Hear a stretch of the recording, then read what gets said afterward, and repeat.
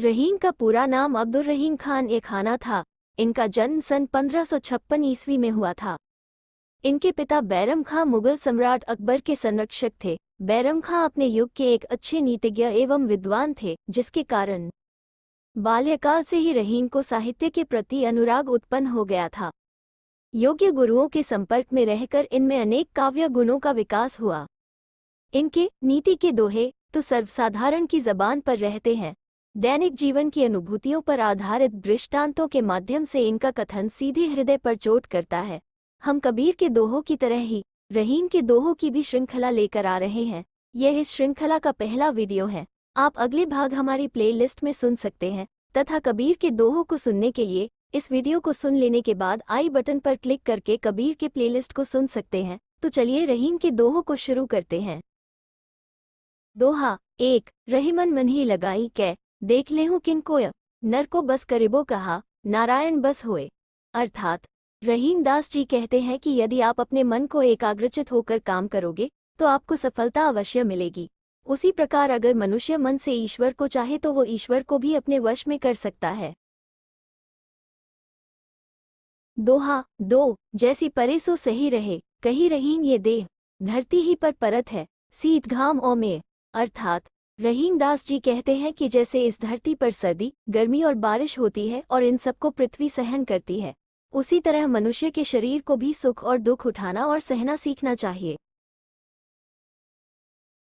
दोहा 3। माह मास लही टैसुआ मीन परे थल और त्यो रहीम जग जानिए छुटे आपने ठौर। अर्थात माघ मास आने पर टैसु पलाश का वृक्ष और पानी से बाहर पृथ्वी पर आ पड़ी मछली की दशा बदल जाती है। इसी प्रकार संसार में अपने स्थान से छूट जाने पर संसार की अन्य वस्तुओं की दशा भी बदल जाती है। मछली जल से बाहर आकर मर जाती है, वैसे ही संसार की अन्य वस्तुओं की भी हालत होती है।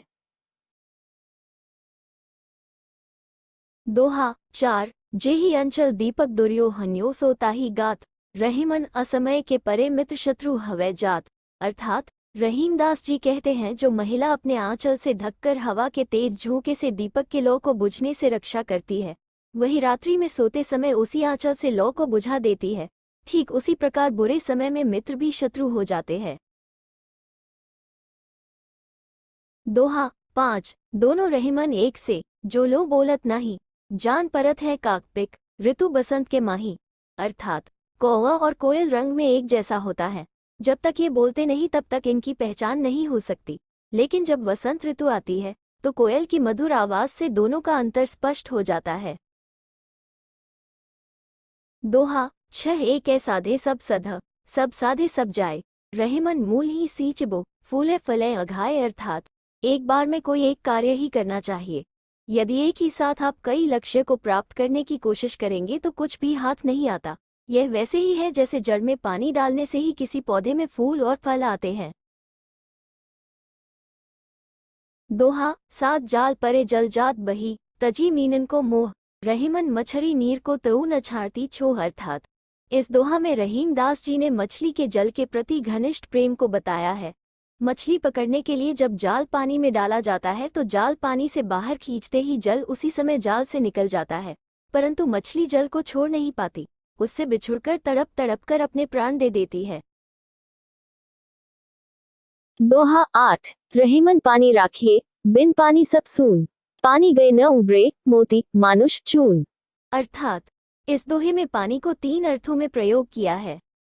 पानी का पहला अर्थ मनुष्य के संदर्भ में है, जब इसका मतलब विनम्रता से है। रहीम कह रहे हैं कि मनुष्य में हमेशा विनम्रता पानी होना चाहिए। पानी का दूसरा अर्थ आभा तेज या चमक से है, जिसके बिना मोती का कोई मूल्य नहीं।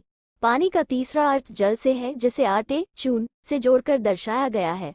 रहीम का कहना है कि जिस तरह आटे का अस्तित्व पानी के बिना नर्म नहीं हो सकता और मोती का मूल्य उसकी आभा के बिना नहीं हो सकता है, उसी तरह मनुष्य को भी अपने व्यवहार में हमेशा पानी विनम्रता रखना चाहिए, जिसके बिना उसका मूल्यह्रास होता है। दोहा 9। धन दारा अरुसुत न सो लग्यो है नित नहीं रहीम को लरवयो गाधे दिन को मित। अर्थात अपना चित्त को सदैव धन संतान और पौरुष पर ही नहीं लगा कर रखना चाहिए, क्योंकि यह सब विपत्ति के समय या आवश्यकता के समय काम नहीं आते। इसलिए अपने चित्त को सदा ईश्वर में लगाना चाहिए, जो विपत्ति के समय भी काम आते हैं। दोहा 10 रही मन निज मन की व्यथा, मन में राखो गोए, सुनी इट लहे लोग सब, बाटी न लहे कोय। अर्थात हमें अपने मन के दुख को अपने मन में ही रखना चाहिए, क्योंकि दुनिया में कोई भी आपके दुख को बांटने वाला नहीं है। इस संसार में बस लोग दूसरों के दुख को जानकर उसका मजाक ही उड़ाना जानते हैं। आपने इस वीडियो से क्या सीखा, कमेंट में बताएं। अगर हमारे वीडियो को आप पसंद करते हैं तो कृपया हमारे YouTube चैनल को लाइक और सब्सक्राइब ज़रूर करें। और अगर हमारे वीडियो आपको अच्छे लग रहे हैं तो लिंक को शेयर ज़रूर करें।